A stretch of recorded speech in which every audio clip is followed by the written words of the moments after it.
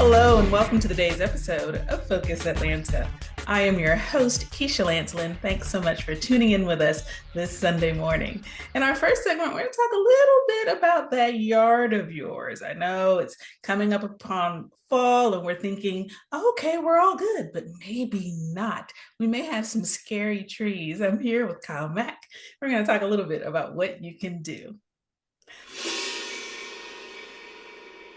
Thanks for making time for us. You know, Kyle, if it looks good from the outside, we pretty it's much got to be good, right? fine. I know, and that's the misperception that we all have, right?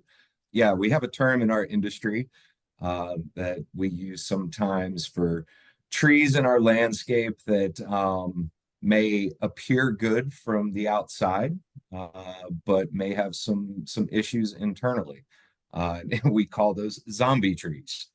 We're going to see a lot of those out there, but in our landscape, we have, this potential all year long, right?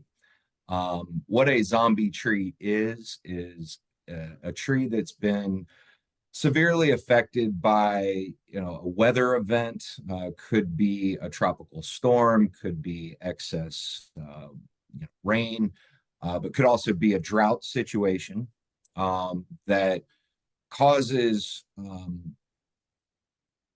internal variations, I guess you could say, with the vascular system of a tree.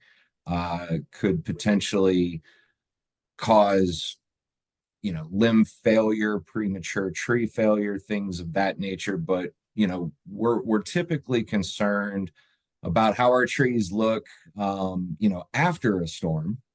And we go out and we take a look, and things may appear okay. But some of the signs that we want to consider are the overall canopy structure and the branch attachment points onto the trunk, as well as we're going to look for things like cracking or splitting of bark on the trunk itself.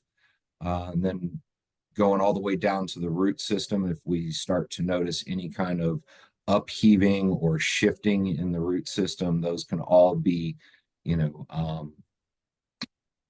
things that from the storm could have caused an issue down the road.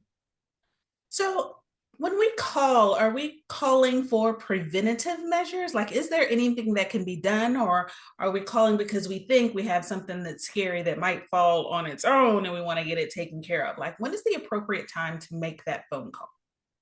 Yeah, we tend to be more reactive after a storm. Everybody's concerned, like, oh my goodness. But ideally, we want to be as proactive as possible, right? So some of the things that individual homeowners can do is, periodically get out in your yard and take a look at your trees, look at the canopy and see if you're noticing dead limbs present, if you see dieback within the canopy, any of those cracks or splitting that I was referring to, if those pop up, those are a concern, but ideally, if you're comfortable doing that on your own, or hire a company like ours to have an ISA certified arborist come out and do a proper inspection of your property and your trees, then we can stay ahead of potential issues, before the storm.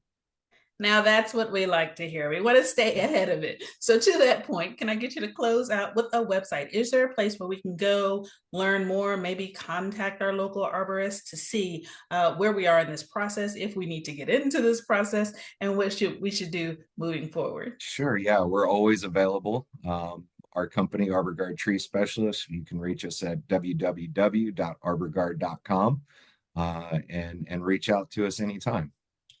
Kyle, thanks so much for making time for us on Focus Atlanta. It was a pleasure to meet you. Nice to meet you too, Keisha. Thank you. Absolutely.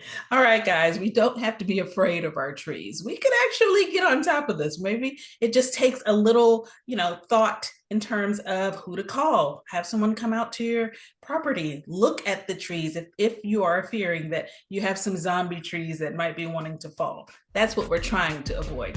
Thanks, guys, for tuning in to this segment of Focus Atlanta. We'll be right back with more.